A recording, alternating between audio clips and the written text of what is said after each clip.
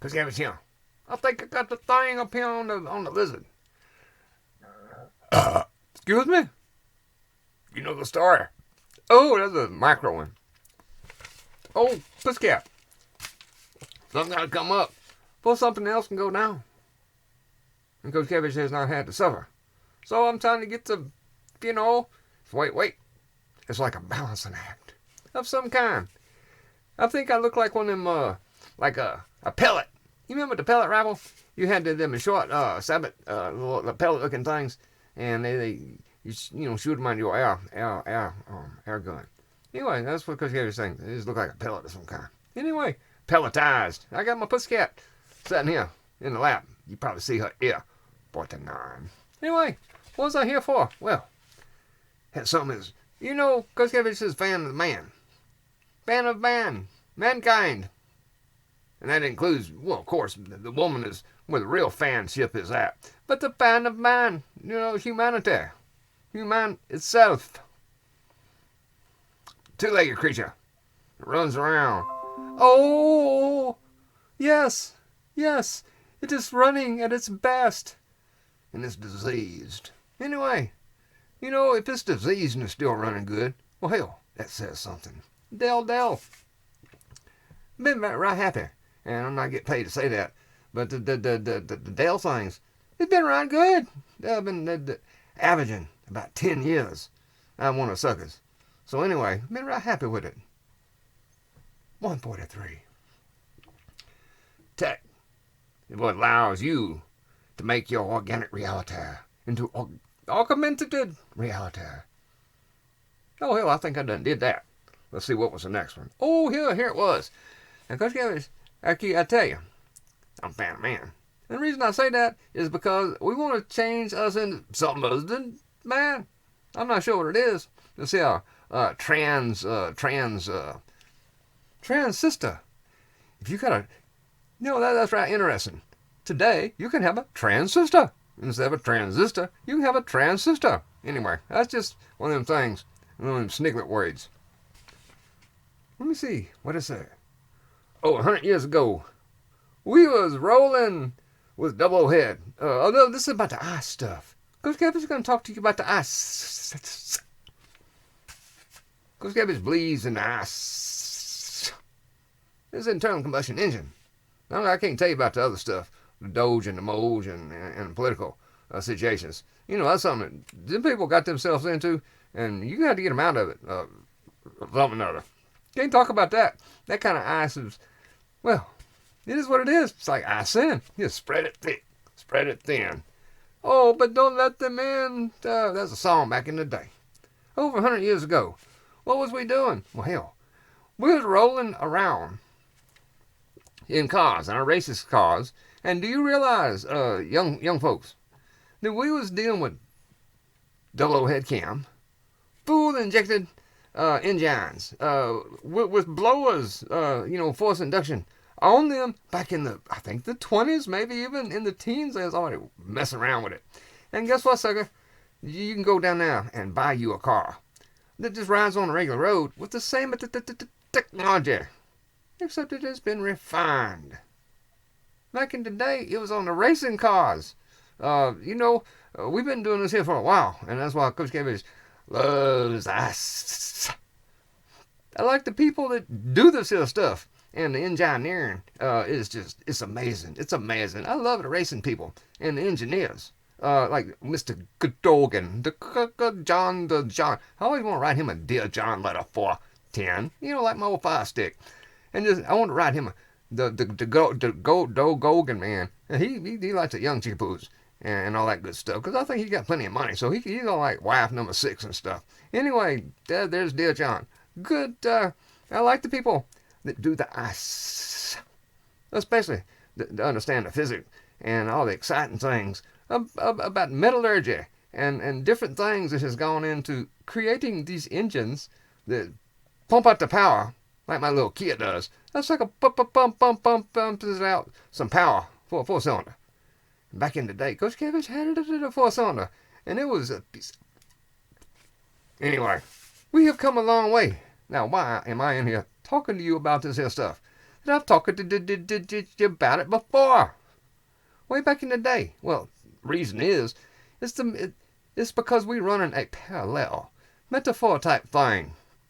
But the ice engine and the human brain. Well, what it is we have spent all this time on the same concept. The double overhead cam, the full injection, the hemispherical chambers, all the stuff that you can do with force induction, and do with vast and unsundry things, and they did it analogically. They did not have the digital stuff back in the day. And it was fantastic. It was wonderful. Now, to me, that is the human brain. Back when we was building the pyramids and stuff, we was kicking it. And today, the thing is, we're not kicking it. In other words, we spend all that time refining the engine, but we won't spend any time on the human brain. We want to change the technology. Now, I mean, what is it going to be next? See, when you get away from the pistons and combustion, even if it's rotary, I mean, they even tried to do the jet engine back in the day. Whew, hey. They did. And, what they settled it on was you just reciprocating motion turn into rotational motion, and the torque and the ability to control the chemistry and all the characteristics of the engine through the things that we do today. It's amazing. Now, what if somebody cared about the human brain enough to say, well, hell, for the next 100 years, we're going to just work on refining the human brain. Now, could you imagine if people would think that way? We spend all that time, and Coach Catfish, I look at the physics. I look at the energy transfer. I look at what we could do back then and what we can do now. With how much energy can you release and flow through a system in X amounts of time? And, back in the day, them engines was not running up in the teens of thousands RPMs or 20,000 RPMs. Same kind of engine, same kind of stock architecture. Basically, thing is, new materials, new electronics, new everything, true understanding, the ability to model it, to engine in real time, and all that stuff.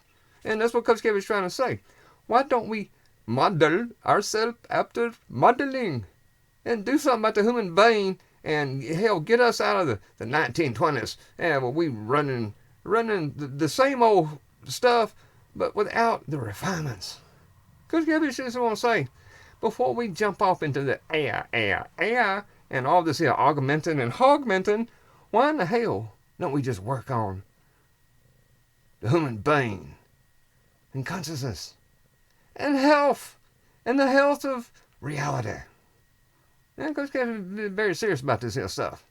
I have nothing for what's happening in the technology sector, except, the fork in the road that Coach Cabbage would have taken would have been the fork that was for productive reasons. Not for how much money you're making, sucker, and not for the scam of using technology to pull your boo-boo out of something that do not even exist, global warming. I'd like to just projection bomb it on all them suckers. Yeah, what you have done to humanity. That's why I like the ice. People. Racing people's the best people there is on this here earth. You go to the race, and I don't mean going to the foreign countries and Dubai, ha, ha, ha. No, I mean go to the old round tracks. Go to your your quarter-mile tracks. Go wherever you can go and meet some racing people, because they're good people. And the thing is, the engineering aspect of it, do you understand that, hell, we need more shade tree mechanics again. Well, they can't work on the stuff no more because of the complexity and, well, hell, it ain't worth working on anyway. But the thing is, when you have to figure out things, and you have to try new things, and Coach Kevis was involved in all this here. All the time I went to the college and learned about things. Hell, I was working on cars and making the money to help pay for the books and the gasoline and whatever I was doing. So I'm right up on this here stuff. The racing people, the people that uses their brain, the people that enjoy life, the people that can do something That's all Coach Catfish is saying. We need to go back and be those people again and start really focusing and working on ourselves and our brain and our behavior above all and our impulses controls and our understanding of some of the history and the mystery of humanity and the possibility of the family. Crazy eye, that's all I know to say. But you can take all this here metaphor and knock at the door and you just won't let them in. But Coach Catfish, you can go look at all this here information up. We're doing the same stuff with the same technology, just refined and made far, more good. My leap is this sucker trying to run away. Anyway, and we should be doing that to ourselves instead of what we doing, augmenting, and trying to leave our billywhack and run away. Anyway, that's all Coach Catfish had to say. I'm a fan of the Who Man. And what I'm seeing. See, we don't even care if we are unique to the cosmos. Yeah, I forgot about that. Hell, I was fixing to say good night, or something like that. We don't even care if we are unique to the cosmos. Who and what wants to circumvent the refinements of human consciousness? Oh, that's this. We don't even care if we're unique. What if we're the only creature out there that's human? The only creature like us in the cosmos. And here we are. Stay on my head, sucker. Anyway, you have to get rough with them. Because, hell, it's just pop hand. It does not have a very long ability to think. And it do not have hardly any, stuff. This is something very wrong because we just don't seem to care. What if we are the only ones?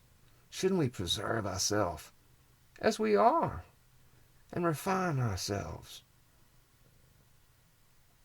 There's something very wrong. People snack. That's why I still say that.